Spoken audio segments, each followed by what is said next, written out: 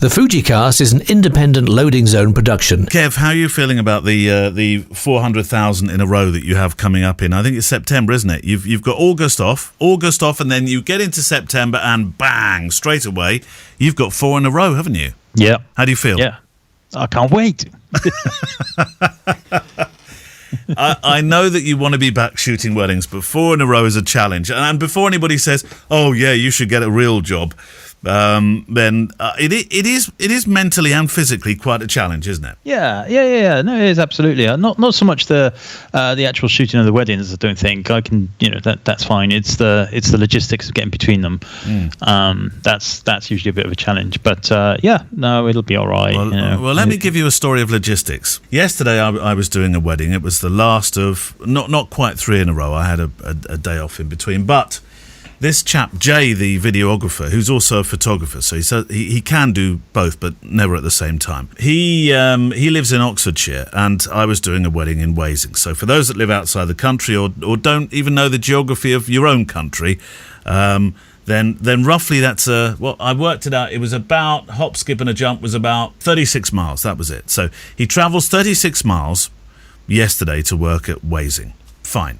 Finished at midnight. We both did.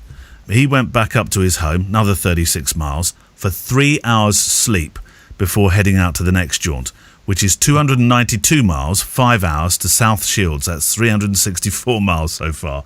I know, Kev, that you would be quaking at this stage, wouldn't you? Because you like to go at least a day early. But no, he couldn't. He had to be there for 10:30 in the morning to do his prep.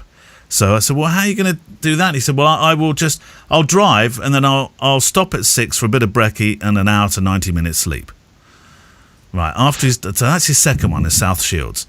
Across to Manchester for the next day, so this is his 3rd in a row, 172 miles for the next one. About 3 hours drive-ish, another early start. And then Manchester, I said, well, tell me your 4th in a row. Tell me you're not going to the Isle of Wight, which in UK terms, it's the furthest south you could probably go from that point, isn't it? Yeah. He said, close-ish, West Sussex. 249 miles, 4 hours 30 for an early start, full day wedding, right up to midnight. I don't know why he's doing that way. If it was me, I've done things like that before. I don't think I've done 4 like that, but I've done 3. And I always drive from one job. I'll drive like halfway or something and book a hotel. I just think it's the time he's finishing, Kevin, backing up cards and stuff like that. I don't know. I mean, that's the best part of 900 miles. Limited time to recharge himself, let alone his batteries. Yeah, that's a challenge. That is a challenge. Is it doable, Kev? Can we still do it at our age? Yeah, you can always do it. You always do it. Like, nothing ever is undoable and not doable. Not doable and not doable. See, look, do-notable. You've had plenty of sleep and you can't even say the word. The FujiCast. No chance at all, Kev. But that's a tough one. I mean, when we have, when Tesla eventually do have a car that properly drives itself, and I don't mean on small stretches of highway or motorway, then maybe that's possible, Kev. Well, we're all going to have to retire by 2030 because the government are going to make us have electric cars, which only go about 15 miles. So, Kev, no. There's nowhere I can plug mine in. I got nowhere. Like, there'll be cables all over the place on Gloucester Road. Oh yeah, your road is not exactly built for it, is it? No. Well, there's a good reason to go across to the pub just up the road. They'll have charging cables just outside there, won't they? Yeah, I can probably get as far as your house before I have to stop at yours and charge, and then go to somebody else's house and stop and charge. It's not the 1800s. You can now drive a little bit further than that. There are some sort of good ranges in there, 400 odd miles here and there. You're not going to get 900 miles out of it. That's for sure. No, you'd have to recharge at some stage, obviously. They're going to have to deal with it. What they're going to have to do is put electric, Scalextric's charging in the motorways. So when you drive, you charge. That's a good idea. I'm serious. That's right. The only way they're going to be able to do this. Well, welcome to the car episode of FujiCast this week. You and your questions from our electronic mailbag, and of course also through the FujiCast private Facebook group, which I think has been a bit busier this week, that you're welcome to become a part of, or you can send your questions in, because that's what this show's all about. To click at fujicast.co.uk. Kev's book of the week this week. What do we have, Kev? I've got a gift book. It's been sent to us. Us. And it's by Chris Floyd. Remember Chris Floyd? No way. Yeah, it's called The Verve, and you can have a guess what it's about. Is it about music by any chance? Yeah, it's about the Verve. I thought it might be. Yeah. Oh, It's very did he cool, send it actually. to you personally? No, it came from Simon Berry, who is a listener of the show. But he sent it. I'll read out the note when we get to the point. But yeah, very cool book. Very kind of him. Yeah. Brilliant. Well, funnily enough, he's a guest on the other podcast very shortly. We've had him on this show before. Who? Simon Berry? No. Well, Simon Berry would be welcome, but no, Chris Floyd. Yeah. Yeah, we had him like early days. He's a nice chap. He's Oxfordshire based, isn't he? I think Chris Floyd. Am I right, or is he London based now? Pass. Don't know. Okay. Probably too far away to get to in an electric car. Well, today it's summertime in the Northern Hemisphere anyway, and we've rolled out a few archive guests for August, and a new season of guests starts again in autumn, or the fall, as other people call it. And today we have Mandy Burton, who was a real favourite, talking about finding her confidence to make pictures of absolute strangers. And I think coming out of this sort of period, that's, it's all about confidence and stuff at the moment, isn't it, Kev? Yeah, definitely. It's been a bit rocky for people. Who's going with the first question? You or me? I'll go first, and as usual, yeah. I will start with the most recent question in the group, which was 56 minutes ago, and it was from John Kelly. Actually, this is a question we've had several times, and I think it was sent in via email during the week as well, separately. The question is, hi guys, as far as I can tell, Leica are the only manufacturer to make a black and white specific camera with the monochromes. Would or have Fujifilm considered a monochrome only version of their bodies? I, for one, would buy it, and I think that they could do very successfully tap into that market share. Your thoughts, please. Keep up the great show and all of the best. If we had a penny for every single time this question was asked, we'd have £5.47 by now. We would indeed. So the answer, there's 2 points to this question. Have Fujifilm ever considered it, and would they do it? And the answer to part A is yes, and the answer to part B is probably not. I know they've considered it. I know there's been discussions. I've had discussions with people about it, and I think Leica make a very, very good camera, black and white camera. I've seen the images from there, and it's not just a simple case of using the same sensor and just forcing it to be black and white. It's a proper individual sensor. Now, as we know, Sony make Fujifilm sensors, and as far as I'm aware, they don't make the sensors for Leica. So it's quite a huge project for them. Whether there would be enough market share for them is a very, very challenging question. And obviously the R&D involved and then the production of such a thing is a big gamble. I've often dreamt that they might do like a limited edition. In my heart, I really wanted them to do a limited edition monochrome X100 for the 10-year anniversary, but that's been and gone, and they never did it. I doubt it is the answer. Would love to see it myself. What's the difference between in Fuji language a probably not and we shall consider? What's more DEFCON? What's more kind of, what's less likely? The we shall consider or probably not? Well, if you get a we shall consider, that's a verbal no. Is it? All right. If you just get a finger to the lips and a and a nodding of the head. That's we thought of this already. That's we've been down this route before. Yeah. All right. Okay. Yeah. Oh, while I remember, Kev, and I wasn't sure whether to make the mileage thing something we talked about at the start or the clothing thing. And I don't think Jay will listen because he's a Sony user. Although we always say all brands welcome. And, of course, Steve Vaughan, he's a Sony user. And he plays golf. And Good God. You didn't cause as much trouble with that last week as I thought you might. I was quite surprised by the comments, actually. It seems quite a lot of people agree with you that golf is not the most stunning way to spend an afternoon. Although Let's move on. So Jay, who this videographer that I worked with yesterday, really nice chap, got on really well with him actually. But when I turned up, I was a bit taken aback. First of all, Jay stuck out his hand to shake my hand. Now I know, Kev, what are we doing at the moment? Are we now shaking hands and then secretly turning around and sort of spraying ourselves down with as much industrial strength cleaner on our hands as we can, or what? How do we do this now, Kev? Because people are doing it more, and I'm confused. I've been shaking hands only if they offer me their hand. Yeah. I think it's happened like 3 or 4 times. Have we gone past the shaking hands is out thing now? Yeah, I think as long as if they look clean. That's basically it. Well, If they Jay looked like he washed himself, yeah. They look a bit scabby around the edges. I probably wouldn't do it. I wouldn't, whether COVID was on or not, I wouldn't do that. But then I was hugged by a wedding guest as well. What are we doing there, Kev? Are we hugging or not? Well, what are you doing hugging wedding guests? That's the main question. Does Sam know about this? Well, I knew her.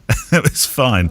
I've known her for, she's a broadcaster friend of old, and I almost covered her wedding when she got married to her wife, but they chose somebody else, and it was always a kind of don't mention the war thing, but it's okay now. That was 8 years ago. But she was at this wedding. She said, "Oh, how you doing?" We had the big hug, and then as I was halfway through the hug, I thought, "Shall I pull away? What's going on, Kev? How do we do it?" Well, I wasn't saying it to you at the time, but I was wondering. No, well, you can't live forever like this. I mean, I got pinged by my app. I had to spend 3 days in house prison. Gemma said, "Oh, you can mow the lawn." I was like, "No way." Yeah, of course you can mow the lawn. No, I can't not lay down the house. No, you frankly, washing out, none of that. You used that as a massive excuse, and you know it. You sat on your And backside. also on my app, it said you must not do any washing up because that's a surefire way of moving COVID around the house. You played chess on your phone for 3 days. Admit it.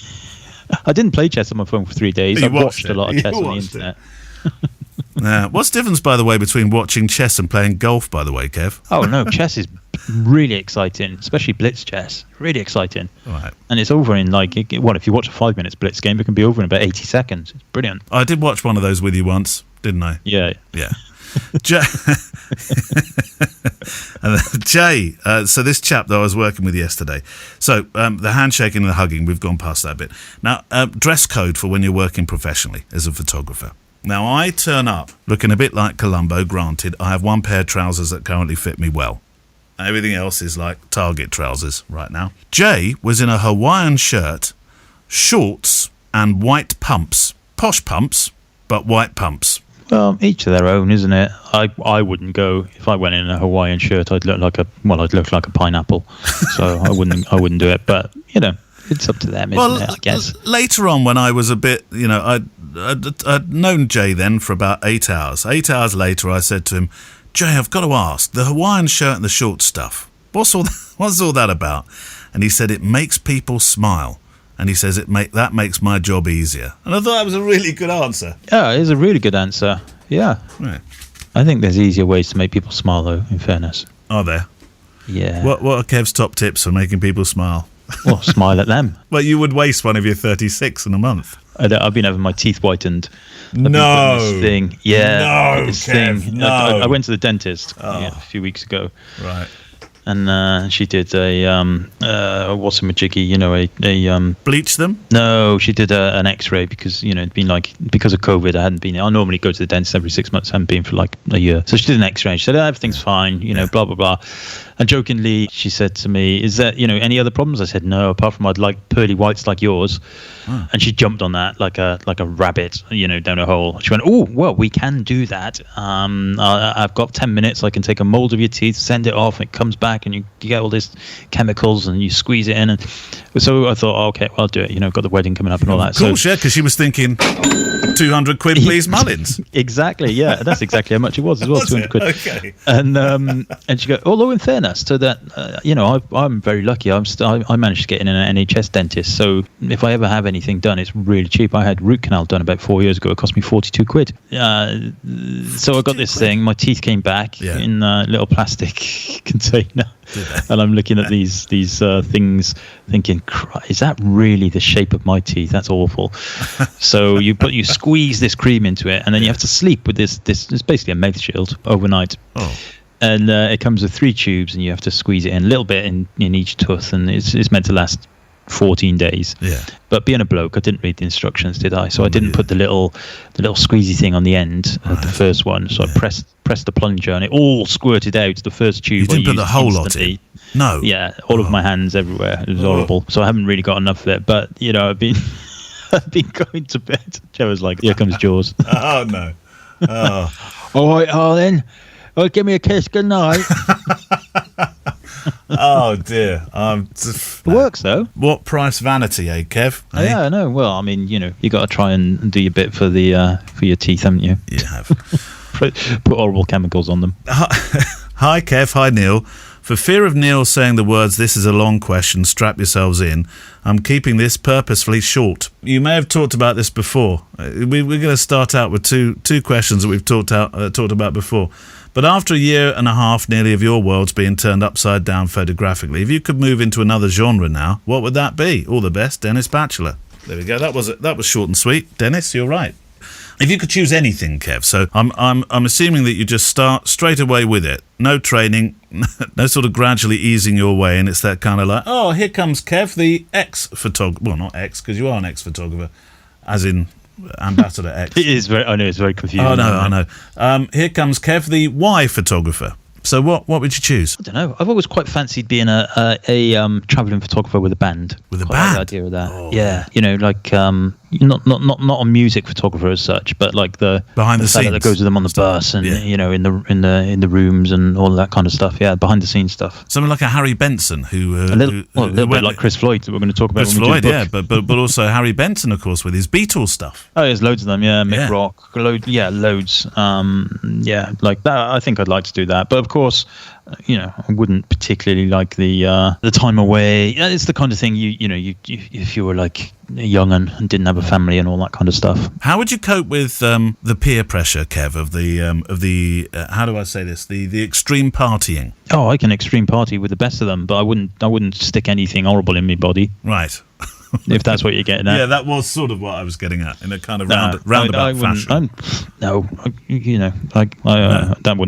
would not bother me whatsoever. And I also wouldn't particularly want to do it with anybody who was doing that anyway. Well, yeah, but I'd like to be a clean band photographer. Oh. Here comes Kev, the touring photographer for the Salvation Army band. That's right, yeah. Although I've seen some of them behind the bandstand. No, Kev, no, don't say that. That's before you get us in trouble with the Salvation Army and the golfing fraternity. God, you do pick your battles. That would be really interesting, wouldn't it? Yeah. I think that's what I'd like to do. Yeah. But yeah, what about you? I think I'd choose some. The trouble is, this would not be paid. I mean, this typical me choosing the one thing that doesn't pay you.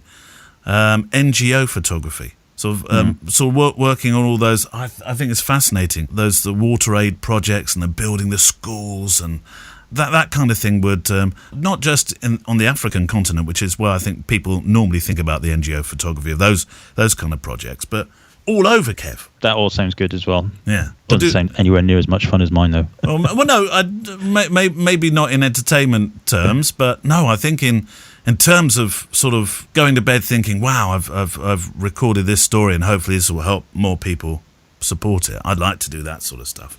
That would be my sort of lottery win thing, I suppose. Yeah, I'd like to. I'm going to go with a band and show off my teeth. And you'll look like little Jimmy Osmond. That's right, yeah. With pearly whites. Right, go on, your question. Well, actually, it's one from Scott Johnson, who is a fellow ex-photographer. Oh, right. And I'm reading this because it's very similar to the thing you just said about Jay. Question for the show. Have either of you had disastrous journey to a wedding? And he goes on to tell me his disastrous journey on the Facebook group. So last Saturday... Yeah, yes, I saw his pictures from this. On my way from Essex... Yep. To my venue on the Isle of Sheppey in Kent, a front tyre on my T5. What's a T5? Is that a BMW? No, that's a VW van, isn't it? Isn't that one of those really cool camper ones? Oh, I don't know. I'm pretty sure. That's one of those things that always breaks down. No, not the camper vans. No, the new VWs are amazing. No, I mean, some of the old Beetle vans, you often see, not Beetle vans, the really old VW vans anyway, you do often see those on your journeys. With people but people never look angry when they're broken down in one of those, because the sort of people that buy those are, oh, that's all right, we'll spend 3 hours, we'll just have a cup of tea, wait for the AA. Yeah. Anyway, his T5, he says he blew a tyre at 70 miles an hour on the A249. Right. On my way to bridal prep. Now, Scott, I've done a little bit of research, and I think that you'll find that it's 50 miles an hour on most of the A249. So. Oh, Kev. Anyway, no hard shoulder, no lay-by. It's too dangerous to change on the side of the road. So we called the AA to help move him to a safer place. Then the wonderful folk in the Kent police turned up and closed the lane. And when they arrived, the nuts holding the spare on were totally seized, meaning I couldn't change my tyre, which was a nightmare. No. They managed to repair the tyre on the road with a plug, but said you've got about 100 miles with this at no more than 50 miles an hour. I said I had 10 miles to my venue and 75 miles drive home. So needless to say, it was a long, slow drive home that night, followed by a gentleman's measure of single malt. He did the job, obviously, got there in time and everything else like that. So, that's kind of typical. What's a gentleman's measure of single malt? Was that half the bottle? Or? Yeah, probably a big one. It's probably not allowed to say gentleman's measure anymore, are you? No. Probably has to be person's measure. Anyway, whatever. But yes, so I've not had anything. I did a wedding. I think it was the second one back after the lockdowns, and this is the reason why I don't leave it so close. So my wedding was in Brighton, which actually is it was just north. But it was in the Downs, and it was that weekend we had blisteringly hot weather. Do you remember 30 degrees?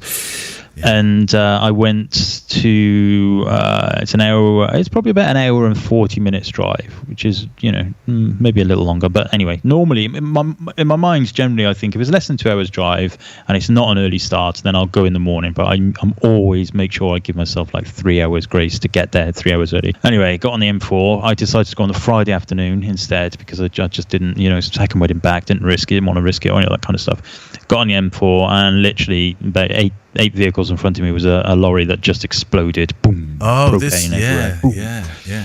And I spent then 5 hours in blistering heat in the middle of the M4. Was that the one where people were playing cricket or something on the other carriageway? Yeah, they closed all the carriages. They got in trouble with the police. Yeah. Yeah. I saw these two boys walking up. They just came from nowhere. I don't know where they'd come from, but they walked up with a hard shoulder, with a crate of cider in their hands, swigging from that. There was the woman in the car next to me was Russian, and we all had our windows down and everything because you can't run your engines and keep the air conditioning on. No. So she spent the entire 5 hours speaking very loudly to somebody in Russian on her phone. Oh, that's how you knew she was Russian, right? Okay. Yeah. So I now know the Russian for fucking traffic. But yeah, she so that I had that going on, and then I was watching. It was quite a good game of cricket on the other side actually, and then we moved, and so I went. Took me probably 8 hours to do an hour and 40-minute journey. I was at a wedding, wasn't I? We were texting. Mm-hmm. I think I managed to finish a wedding before you'd even got there, or something close to that. Anyway. Yeah. My mate, Coney Wayne, we call him now because he's in charge of cones for the Highway Commission. Right. Oh God. That's his job. He's in charge of cones, right. And so he's got access to all of the highway stuff. And he was messaging me saying, "Oh God, this is not looking good for you, Kev." And at one point he said, "Oh, good news! They've just opened the eastbound carriage." I was like, "Yeah, that's brilliant. I'm going west." Right, we've got time for a quickie from the Facebook before we go into our interview. Okay, so this is Darryl Walters, and he says, my mum has just recently passed, so sorry for that, Darryl. And with the sorting of her personal belongings, I came across hundreds of photographs of her and her family from the 40s to modern day. Wow. In memory of her, I would like to digitize these, but would like to ask you, please, what is the best way forward? Is it just as easy to photograph them with my X100V or look at a scanner? If you think a scanner would be able to offer any advice on the particular scanner, perhaps minimum specs to be considered. Perhaps with some of the old black and white images and those from the 60s, 70s, 80s are not looking pin sharp. No. But I may not like to lose any more detail if possible. Many thanks in advance. I can't remember the scanner I used, and by the way, what a project that will be. And it won't always be the easiest project to do, of course, because these are going to bring back all sorts of memories and wonderful memories as well. But I scanned in a load of stuff from my late mother and father's books and stuff that they'd had, pictures that had become damaged that I could convert to black and white, and actually they looked half decent again. I can't remember using a particularly expensive or purpose-built scanner for that. I mean, you can take a photograph if you wish, but you need to get the light right and you'll need to get the angle right, and it won't be a particularly easy thing to do. I think it's got to be a scanner rather than the photograph. Yeah, I mean, I would go down the scanner route, but you don't have to. Is what I'm saying. If you organise your technology right, because actually the resolution of a camera will be higher than most scanners. So but you do need to make sure that there's no light spill and all of that kind of stuff. So the scanner I bought for doing exactly this stuff is the Epson. I got the Epson Perfection V600 in the end. Oh, I think that's, sorry, funnily enough, Kev, I think that's the one I've got.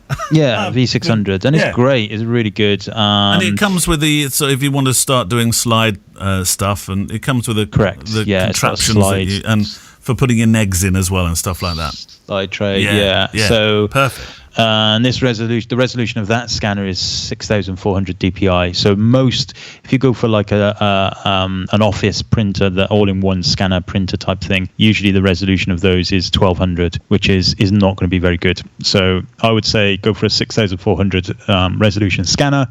The Epson V600 is currently still available. It's an old one now. It's around about £280. Not a bad investment, I would say, to get those lovely pictures.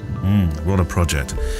Right, let's. We're sort of dipping into the archive a bit as we go through the late summer months, the summer months in the northern hemisphere anyway. And this week we're going to be talking to Mandy Burton, who we think has a potent experience to share, and it's a wondrous story of someone who finds that photography helps them in a manner quite unexpected.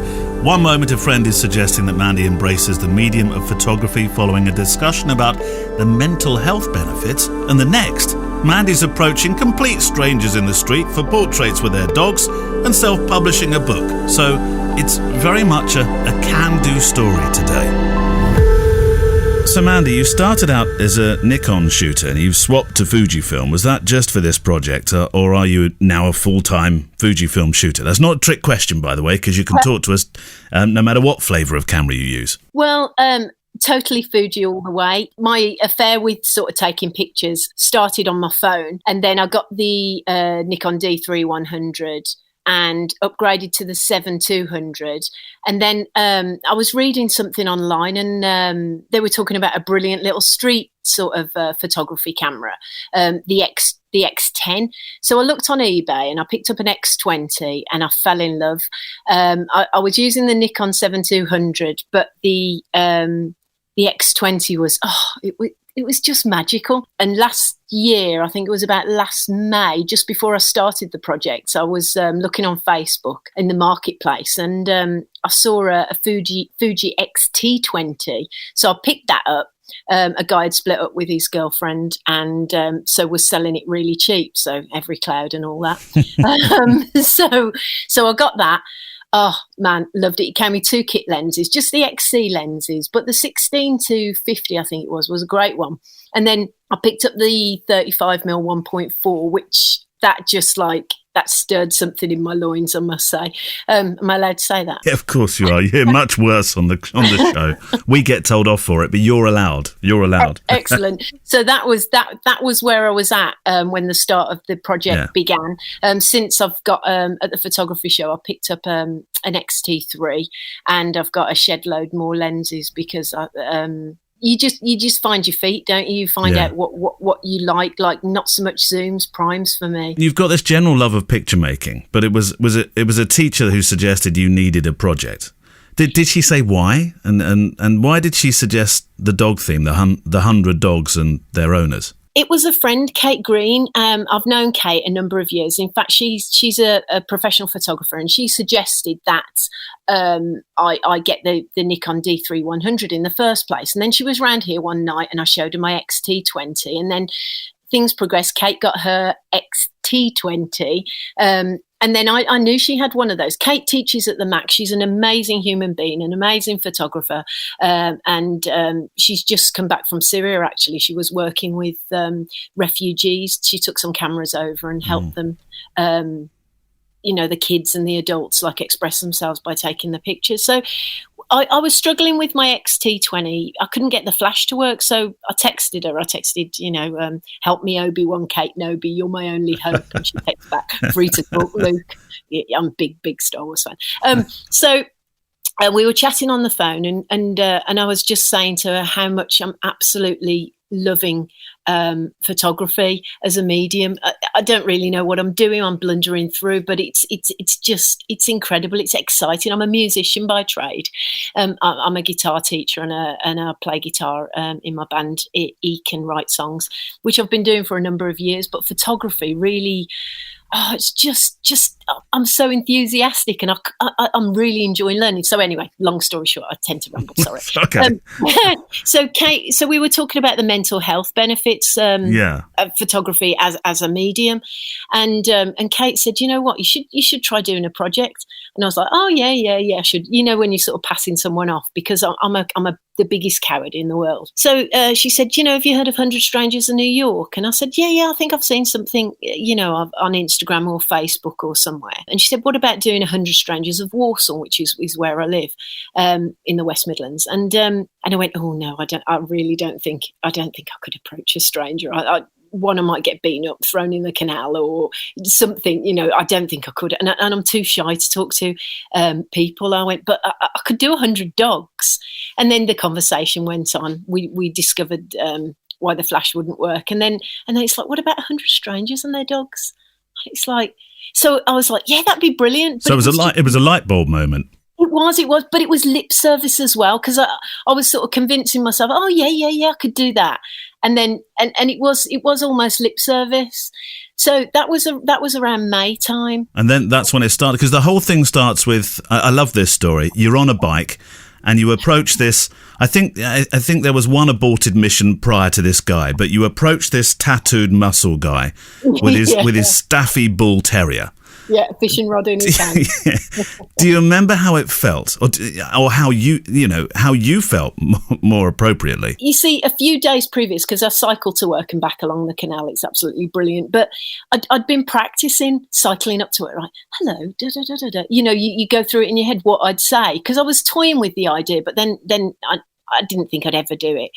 And that day, it was a Friday, it was in June. So there was about 2 or 3 weeks since I'd spoken to Kate. And I remember cycling up and I saw this guy with the retriever, the guy that I was too scared to ask. And I thought, right, I'm going to do it. Cycled up straight past. I just couldn't. I was just like, I bottled it. And then I was so angry and disappointed at myself. And I rode on for maybe another 2 minutes. And then I saw this massive guy coming up. I thought, well, if I can ask him, I can ask anyone. And before I knew it, I'd braked and blurted out at about 100 miles an hour, excuse me, I'm doing a project called 100 Strangers and Their Dogs. Is it okay if I take your picture? It's okay if it's a no, but if I could just, that would be, and he just looking really bemused, just like really chilled out and relaxed in the sunshine. He went, yeah, that's absolutely fine. So I got my camera out of my bag. My hands were shaking so much, I'm surprised I didn't drop it in the canal. And I was holding it up like, oh God. I think it was aperture priority. I knew nothing about lighting or direction of the sun. I just thought when, you know, you hear people talk, keep the sun behind you. So I had the sun behind me and he looked a bit like a raccoon because, you know, the harsh shadows, because it was around midday. I didn't know any of that. So I just took about 3 or 4 shots, went, oh, thank you, showed him the back of the camera, tried to get it in my bag, but I swear my hands were just like, got on my bike, hold on to the handlebars as best I could with jelly arms, tried to pedal, my foot slipped off the pedal. It must have looked like, oh my life, what is up with that? Like a carry-on film. Yeah.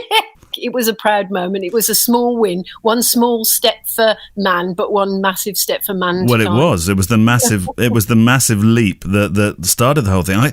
There's another reason this is all resonating with me at the moment, and I thought about this a while I was out walking this morning. We've got a dog on loan, if you will, at the moment. Aww. Little Frankie, the brother-in-law's and sister-in-law's pooch. And it occurred to me that dog owners are in the main very approachable and love to talk if you have a dog.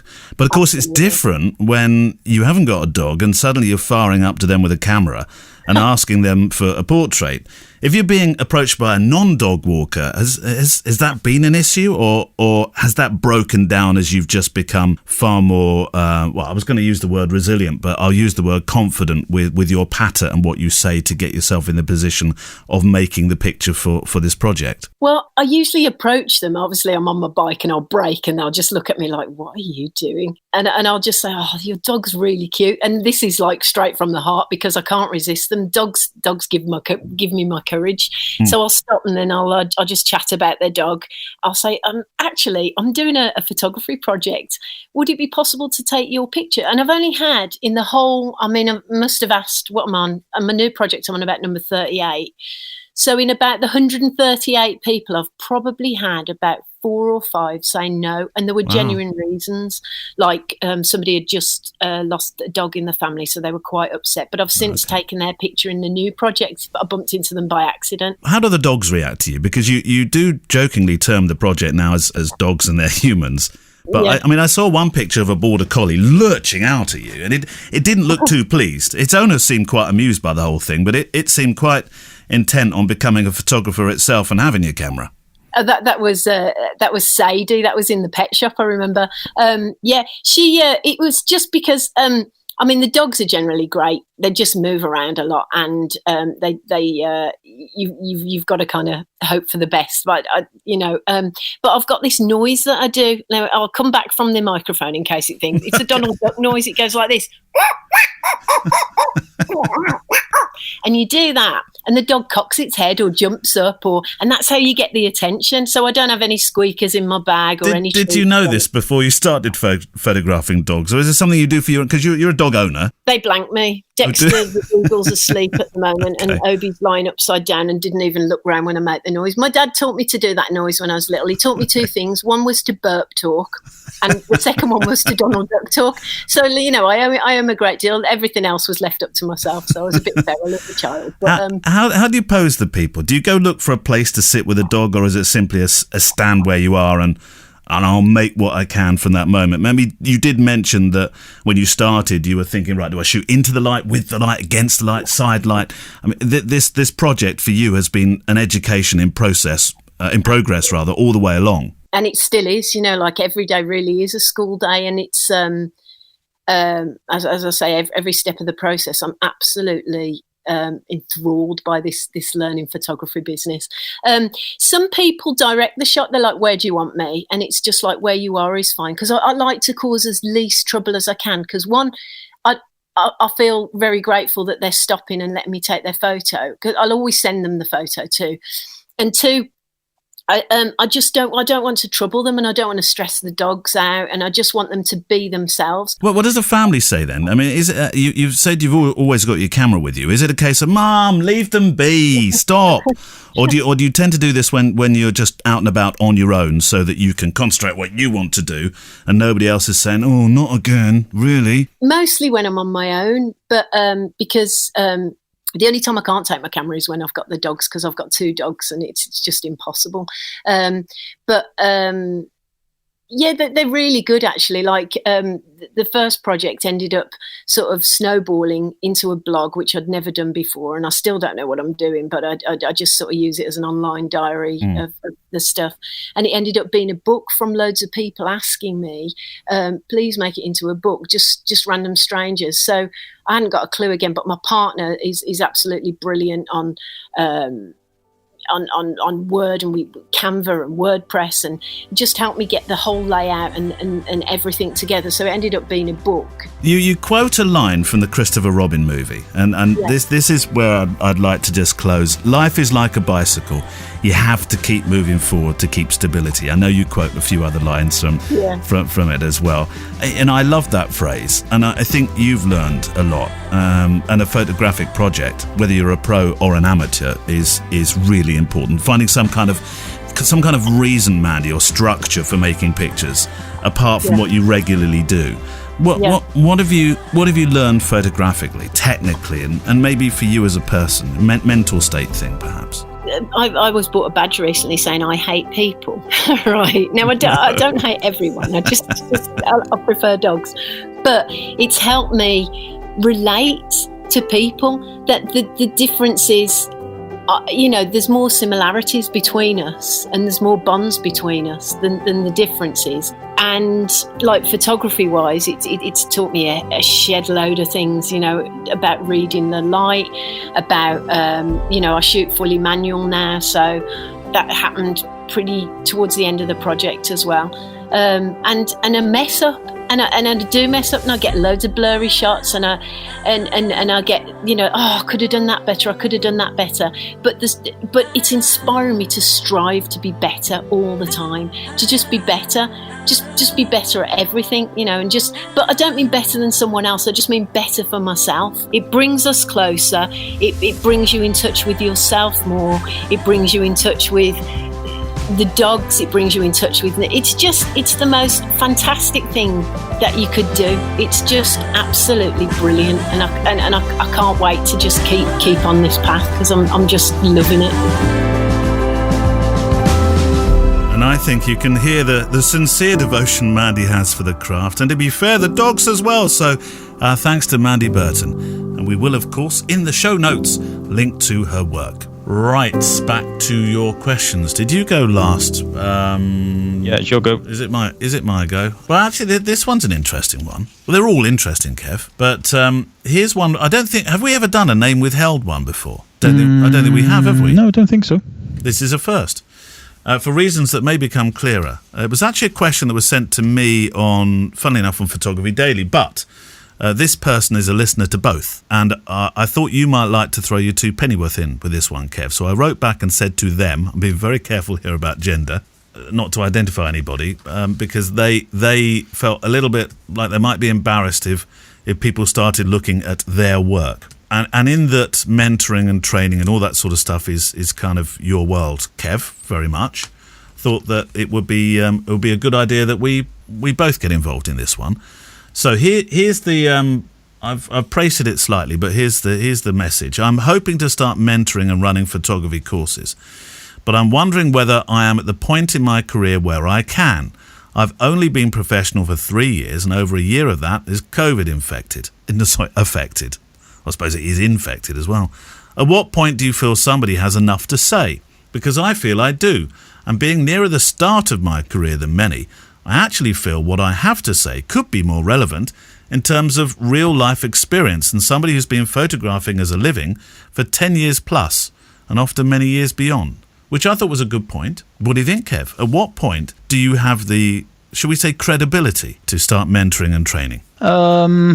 Yeah, I don't think there's a particular point, is there? If you're good enough, do it. If you have the experience, it depends what you're going to be mentoring on. I mean, I don't think if you've only done 18 months, because 18 months of that 3 years have been disappeared, you can realistically talk to people about business and all of that kind of stuff. But they might be.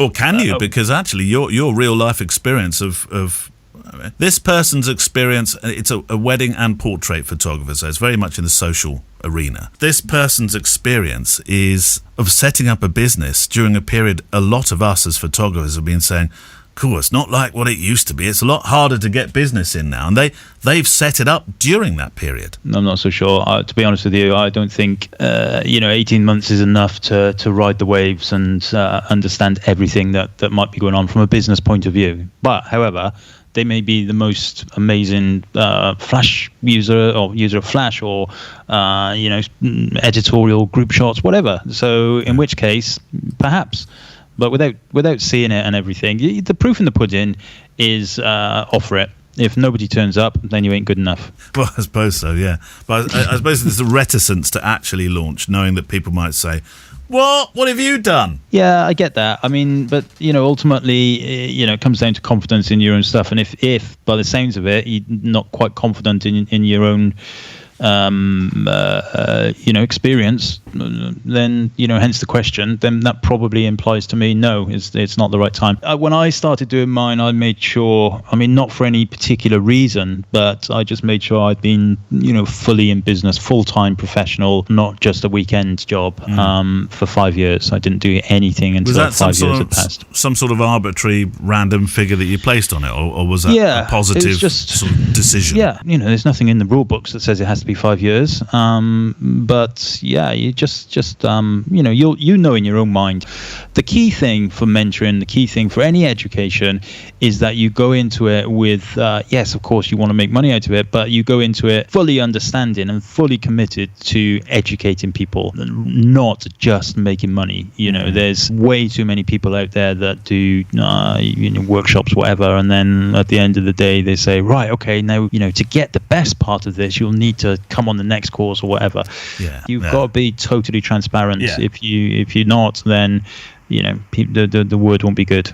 Okay, right, yours. Facebook. Okay, Colin Monty says, as digital cameras have evolved, I've created a simple, decent-sized sensor camera that basically just has the triangle, but doesn't include the many rabbit holes or feature menus. In analog days, the Fuji GA and GW range were such a joy, but I don't want to go back to film. Am I on an island on this, and a very small one with that? Sorry, he's craved a simple, not created. I was going to say, this man's just invented his own camera. I was thinking, he doesn't need our help. Colin, that's great. Yeah. Good on you, Where do we buy? Where do we queue up for this one? That's why I kind of drifted during the question. Reading it, I was thinking, is he? Wow.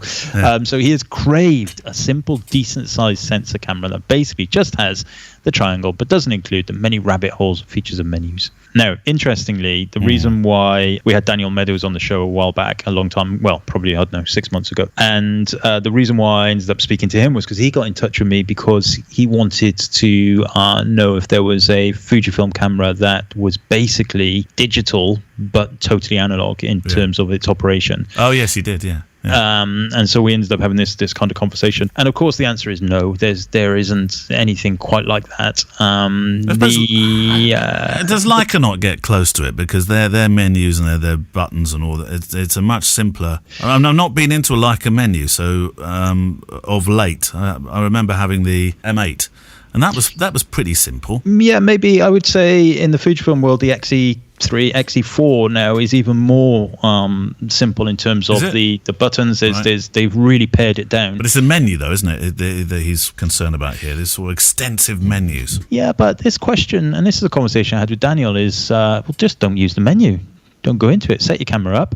Switch the LCD off. You don't need to use it. Or just use the Q button, because that offers you just what you need and nothing else, really. Don't even need that. Right. You don't. If you've got a camera where you can operate the aperture. I mean, that's the beauty of Fujifilm cameras, is that the aperture is on the lens. So DSLRs and I think a lot of the mirrorless cameras of other brands, you still have to either go into the menu or assign aperture to some kind of push type thing. And if you just close the LCD, switch it off, don't think about it, stick some black tape over it if you wish, and then you've got your aperture, your shutter speed, and your ISO. And that's it. Click, click. Bob's your uncle. That's my thing. And in terms of where you're buying all this features that you don't need, they're never gonna like all of this technology and this menus, and it's the same question that comes up about, well, I don't want a camera that does video. Can you take the video out and make the same camera but cheaper? No, because it doesn't cost any more for them to have that menu option. The sensor's built that way, and so it would make zero business sense for them to do something like that and charge less. So you just don't use it. Yeah, I mean, that's ultimately it, isn't it? Tape it all up and then go for it. Just before we do the book, Stephen Anker, we should have bumped you to the front, but I've used it as soon as we can, Stephen. A message that he sent through Patreon. Kevin, I have a friend who has done a couple of friends' weddings and also loves baby photography. I would like to buy her a book, a coffee table style, rather than instructional preferred. And this is why I'm doing it going into the book with you, because I know you're not necessarily going to suggest Chris Floyd, but it seemed a good dovetail. Can you offer a few recommendations, please? Really could do with your thoughts in the next week, and wouldn't mind whether or not it makes the show. Well, it's made the show.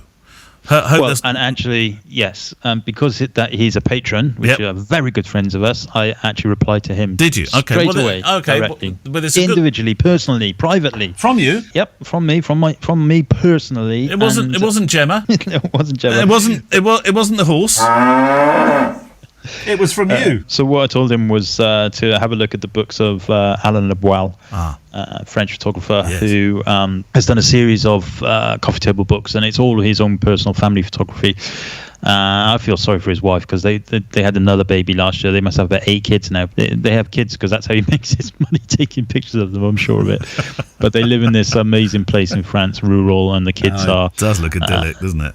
Just allowed to do whatever they want, and it makes for beautiful pictures. And he uses a Leica camera. I think he's probably, I don't know, but he's probably a Leica ambassador of some kind as well.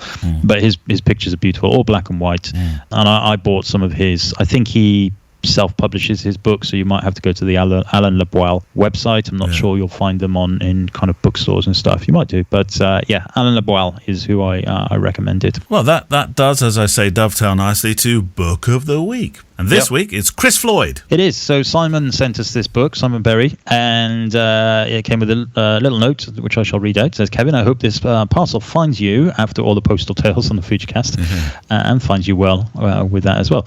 For your consideration for the book section of the show, a nice full circle for me, as Chris's appearance on the show and subsequent tweet about it was how I found the FujiCast. There we go. So he was a Chris Floyd fan before listening to FujiCast. A nice bit of serendipity, which led me to a wealth of knowledge and entertainment and a laptop. And a laptop. So the reason why he says and a laptop is because Simon was the person who I sold my Surface Book laptop to, which I hadn't really realised until I read that. Okay. So so thanks for the book, and we have it's just simply called the Verve Photographs by Chris Floyd, and actually it takes me to talking about a website called creativeboom.com. Which we will link to in the show notes, and I have the newsletter for this every week. It's brilliant. So Creative Boom is I'm really sure what you'd call it, but it's like a digital agency, but they produce they have a blog that covers everything from graphic design, photography, fonts, everything. It's wonderful, really, really, really cool blog. And so when I was researching what we were going to say about this book, it led me to creativeboom.com, and there's a piece on there published on 9th of August 2017 about the Verve and photography by Chris Floyd, celebrating 20 years since the era-defining urban hymns. You got that album, Urban Hymns? I have, yeah. It seems odd asking people if they've got albums these days, because it's basically everybody has it on Spotify or something. I still have got lots of albums, and that, I mean, what Urban Hymns was, 97, 98? 97. It's something like that, yeah. It's got to be 10 years. So yeah, I mean, that was smack bang in the middle of sort of CD territory, wasn't it, really? Yeah, I got my first vinyl this week for the first one of the year. I do collect vinyl a bit, but I got my first one this year, came this week, which I'm very excited about. Anyway, so I'll read a little bit what it says on Creative Boom before talking about the pictures, just the intro. And it says, after touring with the band in late 1996 and 1997, Floyd documented a one-of-a-kind recording exploring the tour and promotions of the album in the UK, Ireland and the USA. 2 decades have now passed since the immense success of the Verve's era-defining urban hymns. However, it still remains one of the biggest selling British albums of all times. Providing an insight into the Verve's daily lives at the time, Floyd discusses all there is to know about a band, this is in the article, which shaped Britain's musical revolution and the new Britpop scene. And the book that has come from that series is that time that he spent with them. So it is it's a square book, nice hardback book. And I'm just trying to find the page that tells us. There we go. So covers America 1994, England 96 97, America 97, England 98. It says Centre of the Universe 97. So there is introduction forwards. The forward is by Michael Holden, and then the introduction is by Chris himself. But ultimately, the pictures are just wonderful. Like, this is, as I said at the beginning of the show, this would be what I would just love to do, be with a band, photographing behind the scenes stuff. So it starts out with a picture, like he's in the crowd and somebody's got a Verve. There's a banner up that says "Meet the Verve," and it says, handwritten, "The Verve will be signing autographs at our booth after their set, approximately 30 minutes later," and massive queues obviously waiting there. And then literally it goes straight into the real kind of behind the scenes stuff. So they're in a hotel here, waking up, there's a lot of kind of cigarettes and all that kind of stuff, as was probably the norm in those days. And you get a real sense of him just being one of them. straight away you just get that. You've got the boys looking, some of them still asleep, some of them sat up drinking cans of Coke, some of them smoking away in these kind of what looks like pretty grotty hotels, it has to be said, and probably was at the beginning of their career. And then there's some really cool kind of candid portraits as we go through the book, but also some real kind of context setting pictures from the bus window, these huge long American roads they're traveling along. It's great. It's a real, I think it looking at it, I would say it was probably a challenge to photograph, especially some of the the kind of candid stuff in terms of the lighting that's available and everything. But then really for me the fun is the extra stuff in the studio, recording studios, all of those beautiful behind the scenes elements. There's a picture here on page 37, cigarette in hand, reading in the Enemy big like full page spread about the Verve. One of the band members reading that. There's a whole load of contact sheet stuffs in there as well, which is good. Some of them with like annotations on them and kind of shadows and question marks and scratches all over the prints. The picture that I really, really love is on page 70. Full a double spread, black and white, grainy as you like. Brilliant. Full in your face, frame filling. You got the band. This is probably, I would presume, because the images doesn't tell you where they were or when they were. It's just in those kind of time chapters. But I would say this is probably after a gig. Yeah. So they're all looking exhausted. They're all kind of swigging out of bottles. Water, it has to be said. It does look like water. I was thinking, is that gin or water? I think I know the photo you're referencing here. Wonderful, really wonderful. Is it the lady with the FSA jumper on at the back of the frame? Correct. Yeah. And then you've got other people in there that have got their little wristbands to say that they've obviously been allowed into the gig. Yeah. Brilliant. Yeah, really I think that's cool. Richard Ashcroft is the one sort of swigging a bottle of water, isn't he? I think probably. Yeah. I don't really know the names of the musicians, but yeah, I mean it's ace. It's just ace, really. It's just one of those books. This brilliant one. Another brilliant one on page 100. It's two pictures. One of them is vertical one, another grainy as you like picture, walking across the road, middle finger to the photographer. Next one, he's in a fish and chip shop. That one. Cigarette in hand. Or it might be McDonald's. It could be, couldn't it? Yeah. Richard Ashcroft, you can't tell me to leave him a cigarette in my hand. Yeah, there's a lot of him. Yeah. That's his name. It is, yeah. Well, actually, it was only quite recently, it was the last couple of years, that the Bittersweet Symphony was a huge dispute. The Verve, they didn't make a penny from Bittersweet Symphony, although it's one of those massive songs, isn't it? They forfeited the royalties to the Rolling Stones. Then they had this really long legal battle, and now it's been handed, in essence, been handed back to Richard Ashcroft, who is quite outspoken about the whole thing. You wouldn't want to get on the wrong side of him. And I read a piece here I've just brought up that said, he goes on to thank Jagger and Richards for acknowledging that he was responsible for this fucking masterpiece. He's not shy on retiring, that's for sure. No, that's good, and that's rock and roll. You can be like that when you're at that. How would you deal with those sort of people, though? Richard is very forthright, Kev.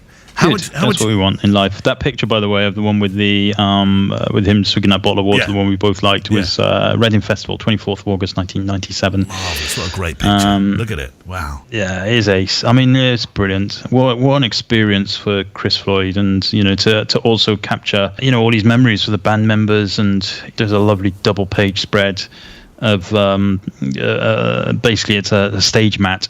So what they would have on the stage, and it's got the name of the band there, the Verve, across the front of it, and then there's just a single shoe. One of the members has left a shoe there. I love these big panoramas as well from behind the band, where you've just got tens of thousands of people in front of them. Yeah, really cool stuff. Brilliant. I know you're right about that one in the fast food shop. That's the sort of stuff I love to see, because that sort of connects you to them as being really quite normal blokes. Yeah, which everybody is, isn't it? Everybody is. I bet they wouldn't pay as much as you paid for your beer though in the Bell. Actually, the beer in the Bell is cheap. It's the cocktails. No, not. That was the cocktails. Well, that's your fault. Yeah. Right. We'll of course put a link to that in the show notes. Funny enough, talking off topic a little bit, but a little bit of a plug. I'm doing later today, so this is Monday, isn't it? I'm covering a show on the radio station, and because it's a cover, I can play whatever I want. So I'm going to be doing a bit of this. Are you going to be indie? Yeah, I basically, because it's my birthday tomorrow as well. So is it your I'm just birthday? play all my favourite songs. I've got an hour and a half to do whatever I want. Wow, yeah. Kev, I didn't know it was your birthday. You kept that. Now, don't tell me now when I haven't had chance to get anything together for it, Kev. It's all right. I think we missed I don't each other's. expect anything at my age. No, we missed each other's over the last year. We don't have that. You don't have that friendship where I have to send you something. No, God. I'll just buy you a beer the next time I see you, Kev. Correct, indeed. I'll buy a cocktail, a very nice cocktail in the Bell. Yeah, I'd love to. That's how much I love you. I love to. Bring your credit card. I will. Was it yours or my question? I think we've only got how much? What's the clock looking like? Oh, we've possibly got one, maybe two, maybe. I think it's yours. I did the small camera with no buttons. Yeah. Okay, all right. So this is from Matthias Fox. Hi Kev, hi Neil, hope you're doing well. Since both of you are, or in case of Neil were, using the 56mm for your wedding work, do you consider the new 50mm f1 instead? I still have that. Or maybe you, Kev, have had the chance to test it. I think he wants to know about the bokeh chicken, about the weather resistance. Is it heavier? Is it bulkier? Is it more expensive? Love to hear your thoughts on this. Yeah, so the 50 f1 is much bigger than the 56 1.2. It is, yeah.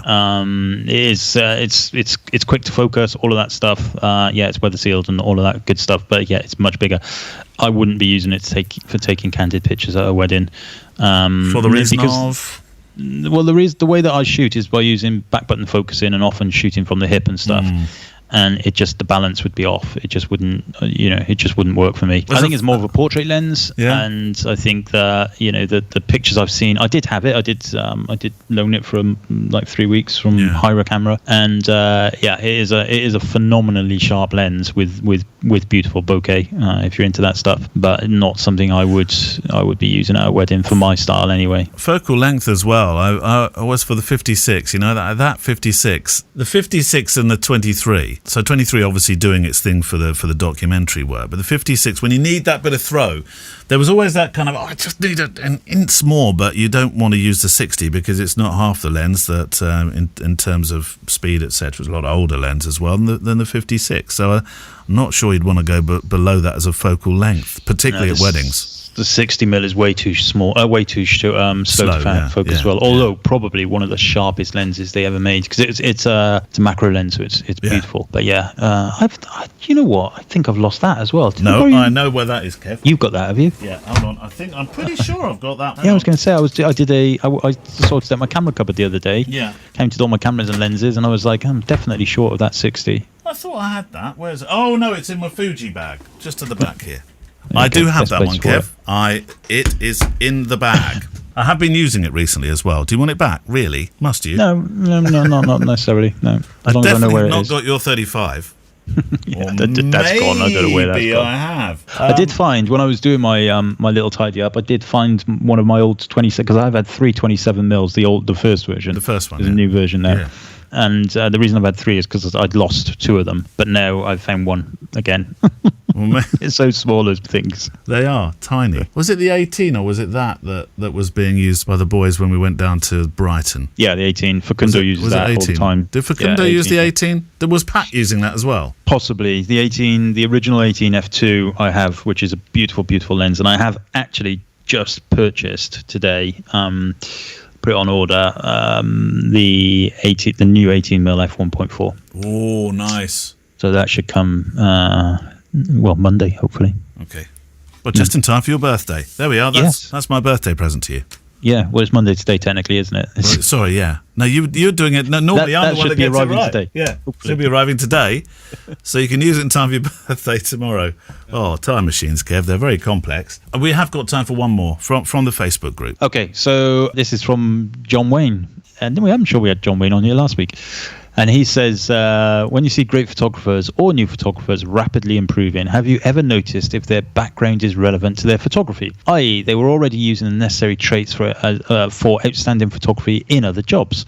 As a generalist, jack of all trades, small business manager for my working life, never happier than working on a spreadsheet. He says that with very much inverted commas and irony. Yeah. I do envy the graphic designers, salespersons, painters, scientists, etc., who are used to being creative, aiming for perfection, small talking with people, having incredible attention to detail, or whatever their genre requires.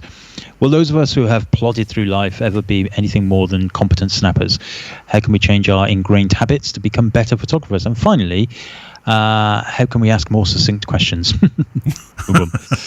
What he means is, can you see it in people's work? And I think I think I know what he means. So if you think about somebody like Sanjay Jogia, who was a architect before he became a photographer. Yeah. And if you look on Sanjay's social media feed, his Instagram and everything, he's always putting little video clips of him taking his wedding pictures and all that kind of stuff, and it's amazing. And he is very, very careful with everything. It's all tripoded up. Everything is very, very carefully considered and probably pre-planned. So I think which is very much an architect. Yeah, I see. Whereas I've just crash banged my way through life. And that's definitely why all my pictures are a little bit wobbly and tilted. And I'm trying to think a bit grainy. Where your background would have made a difference to. Yeah, I mean my background before becoming a photographer was mostly IT, business, that kind of stuff. So yeah, totally irrelevant. Has that helped at all in your photography? Not really. In a physical sense or mental sense? During lockdown, because I could go back to designing websites for some people. I see. Yeah, so that did work. Well, thank you for your questions this week. If you have some, send them into the show there's two methods really, via the Facebook group. Talking about the Facebook group, we have got, I know we sort of teased it, but we have got Ask Andreas coming out very soon, haven't we? We have, yes, for very good reasons that shall become apparent. That's a tease, Kev. Do you want to elaborate? No, thank you. Okay. So yes, keep joining with the Facebook there, and of course you can send them in via click@fujicast.co.uk. Don't forget to go to the show page. Now, Kev talked about this a couple of weeks ago, that he doesn't believe it's visited as much as he would like to. Well, you see the stats. There's a lot of juicy stuff on there, isn't there, Kev? Yeah, that's where we put our links and everything. But don't worry, I get it. If you're certainly as you're listening when you're on the go and everything, it's a podcast. That's what it's for. Yeah, absolutely. Yeah. So keep sending your questions in. They are the lifeblood of the show, as we say from time to time. Music is from Blue Wednesday. We're supporting music from the incredible artlist.io. And we will see you next week. Bye-bye. Bye. The FujiCast is an independent loading zone production. Email the show with your questions and words of wisdom to click@fujicast.co.uk. Email any complaints and political nonsense to our wives, who will deal with your comments in their own good time and in their own good way.